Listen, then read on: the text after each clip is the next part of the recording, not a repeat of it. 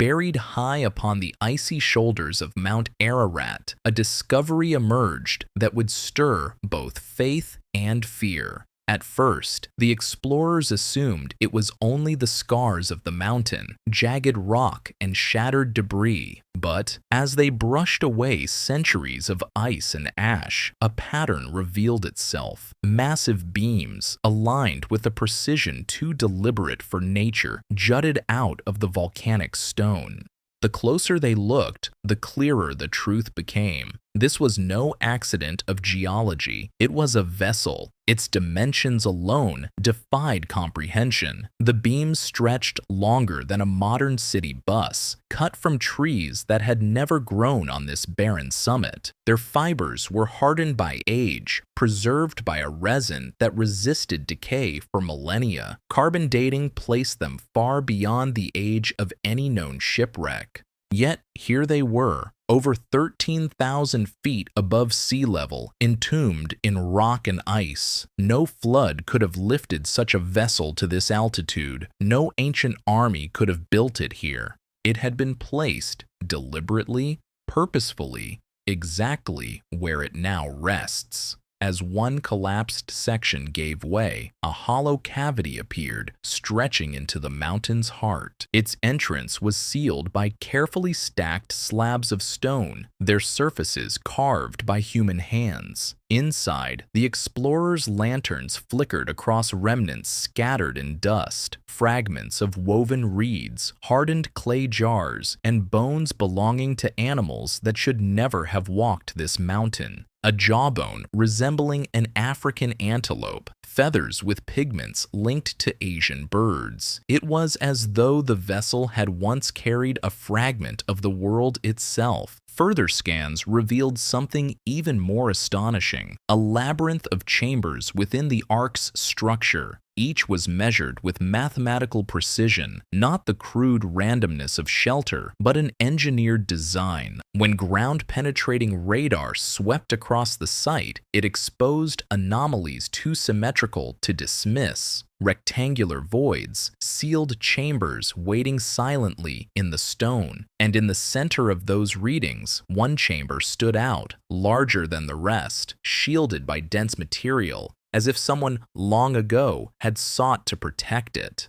The earliest explorations found more than just the structure. Residues clung to the walls, traces of bitumen, the very waterproofing agent described in ancient flood accounts. Impressions marked the planks. Hoofprints and claw marks pressed deep into the wood, fossilized by time itself. These were not the inventions of myth. They were physical scars of living creatures, trapped within a wooden womb that may have carried them through a storm unlike any the world had ever known. The air grew heavy as the explorers moved deeper. The walls bore joinery, not of primitive tools, but of advanced interlocking designs, too sophisticated for the age the vessel was said to belong to. In the grain of one beam, faint markings appeared. At first, mistaken for scratches, closer study revealed patterns, symbols, geometric shapes, lines intersecting like an intentional script. A code, perhaps, left behind by hands long gone.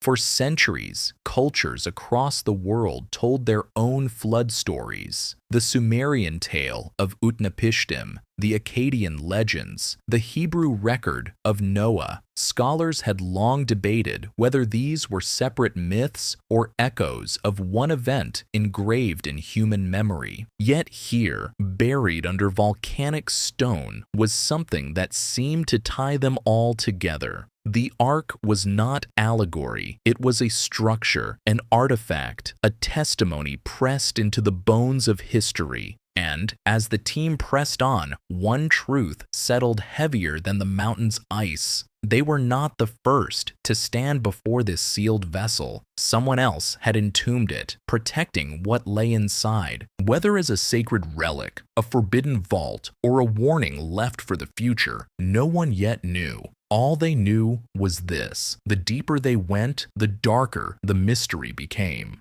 When the team ventured deeper into the ark's hollowed chambers, the air grew heavy, stale, thick with the weight of centuries untouched. Every step seemed to press them further into time itself. Their lanterns cast quivering shadows across the wooden walls where residues clung like ghosts of the past. Samples scraped from the beams revealed traces of bitumen, the very pitch described in Genesis, smeared upon the ark to withstand the floodwaters. This was no coincidence. The details match the ancient record with eerie precision. On the floors, the explorers noticed depressions, indentations hardened into the planks, hooves, claws, padded feet, fossilized by time. It was not just story, it was memory. Each mark whispered of creatures once confined here, restless in their captivity as the waters raged outside. Deeper still, the beams revealed a craftsmanship that startled the engineers on sight. These were not rough-hewn timbers lashed crudely together.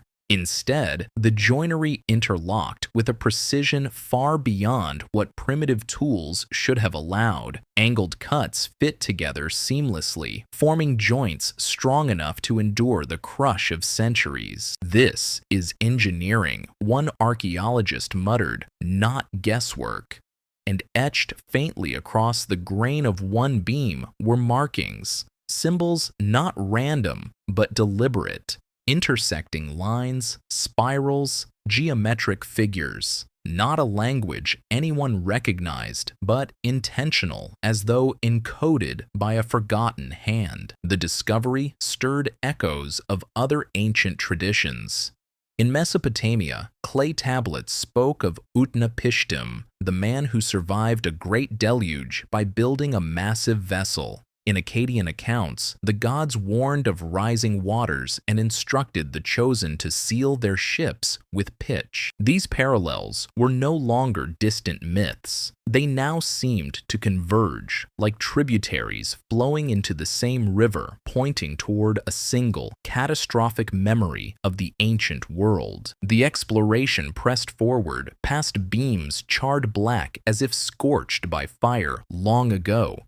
Then, in one chamber, sealed containers appeared, stone slabs fitted tightly, hiding whatever lay within. When carefully shifted aside, they revealed fragile remnants, woven reeds, hardened clay vessels, and, most staggering of all, scraps of parchment preserved by the dry stillness. The explorers knew they could not touch them. Even the breath of air threatened to reduce them to dust. High-resolution scans captured only fleeting fragments before they disintegrated. But the words they revealed were enough to chill the soul. Survivors, covenant, renewal. These were not the words of legend. They were testimony. A voice from antiquity etched into fragile parchment, declaring survival, covenant, and hope. And yet, one could not ignore the gravity of that word, covenant. It echoed across the arc of Scripture, from Noah to Abraham, from Sinai to Calvary. Covenant was not merely survival, it was divine promise, binding heaven and earth together. But alongside testimony came foreboding. Ground-penetrating scans exposed chambers still sealed, rectangular voids hidden deeper within the ark, not splintered or collapsed, but protected, shielded by layers of stone and hardened resin. One chamber in particular stood out, larger than the rest, guarded as though it concealed something of unmeasurable importance. Whispers spread through the excavation camp. What could have been so vital, so dangerous, that it needed to be locked away? Some suggested food stores, others speculated sacred relics. A few, shaken by the inscriptions, dared to wonder if the ark carried not just life, but memory. Memory preserved intentionally for the future. Yet, the mystery only deepened when instruments detected metallic traces inside that chamber, an anomaly neither wood nor stone could explain. Something unnatural was buried within, encased in the heart of the Ark. The realization settled over the team like a storm cloud. This was not just a vessel, it was a vault. And what lay sealed within might not have been meant for human eyes. The dig pressed onward, each new discovery dragging the explorers deeper into a labyrinth of secrets. What began as beams and chambers now unfolded into something far stranger, a vault of life and knowledge sealed against the tides of time. One chamber collapsed under excavation, spilling out objects that no one had expected, fragments of stone tools sharpened with uncanny precision. Copper fittings resembling rivets from an age long before metallurgy should have existed. These were not relics of shepherds or farmers. They were the fingerprints of engineers.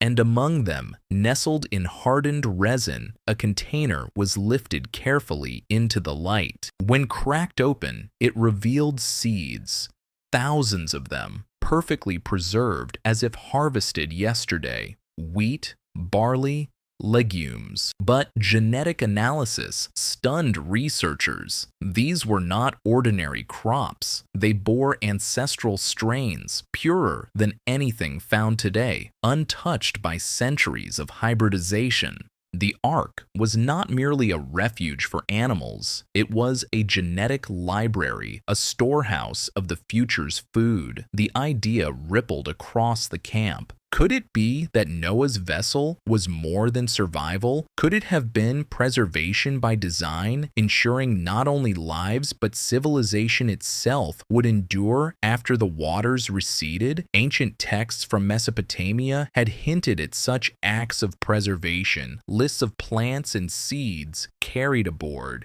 But here, preserved in resin, lay undeniable proof. The deeper the team went, the stranger the evidence became. On beams buried within the core, faint carvings glowed under ultraviolet light. They were no longer simple scratches, but constellations, star maps etched with a precision that suggested astronomical knowledge far beyond its age. Calculations traced the skies they depicted, not as they appear today, but as they would have looked thousands of years ago. Whoever carved them was not recording their own night sky, but one long lost to shifting heavens. Whispers spread among the researchers. This was more than transport. This was archive, a vault, not just of animals and seeds, but of memory, celestial knowledge encoded for future generations. Then came the anomaly. Instruments pierced deeper into the sealed chamber detected a presence, not stone, not wood, but metal, alloyed with minerals rare even in the modern world. Metallurgical scans showed traces of molybdenum, an element today used in steel and nuclear reactors. How could it appear here, in a vessel said to be older than the pyramids?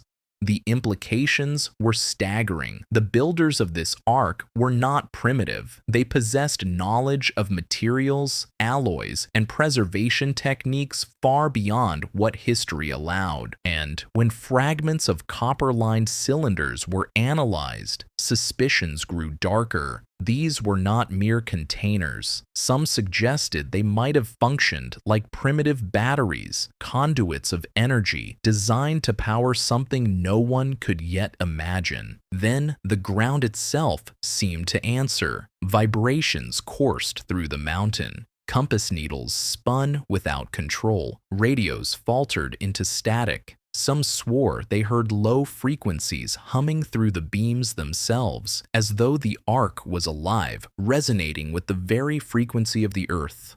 And then, within the sealed metallic chamber, something stirred. Instruments recorded a pulse, faint at first, then rhythmic, rising and falling like the cadence of a heartbeat. The realization froze the camp in silence.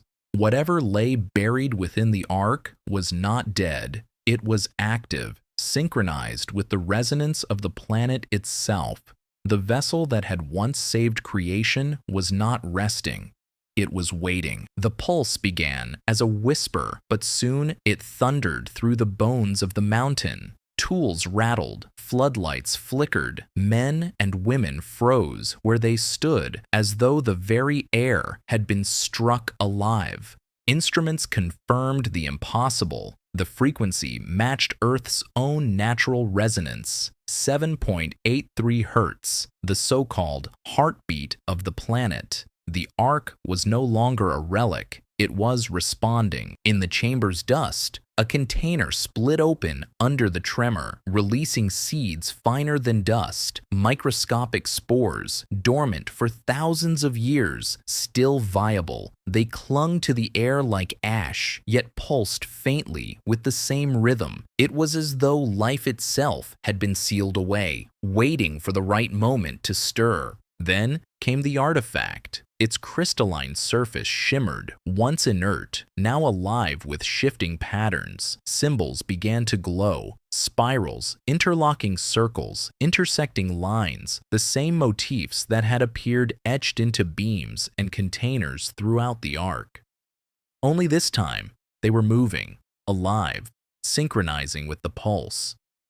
Cameras captured the sequence. Mathematicians watching realized it was no random flicker. It was coded language, an intelligence awakening. The air thickened with fear. Some insisted the excavation stop. Others argued they had uncovered proof of divine history, perhaps even technology older than mankind itself. But then came a greater shock. In an adjoining chamber, hidden behind collapsed beams, lay clay tablets blackened by fire. Infrared scans revealed inscriptions too precise to dismiss, records not of one flood, but of cycles, ages reset by catastrophe, fire, ice, water, each age followed by the building of vessels, not one ark, but many. And inscribed in the oldest script were 3 words repeated in countless tongues across millennia, not the first. It was a warning carved into eternity. Humanity had faced cataclysm before.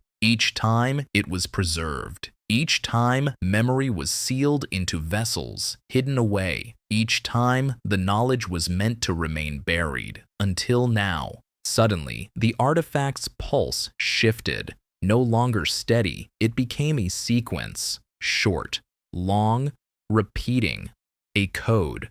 Radios crackled. Satellites overhead went dark, replaced by bursts of static that mirrored the signal below. When slowed frame by frame, images appeared in the noise. Animals, maps of continents, star diagrams, and, most haunting of all, shapes of colossal beings striding through water, their eyes burning like fire. The team realized too late. They had not uncovered the Ark.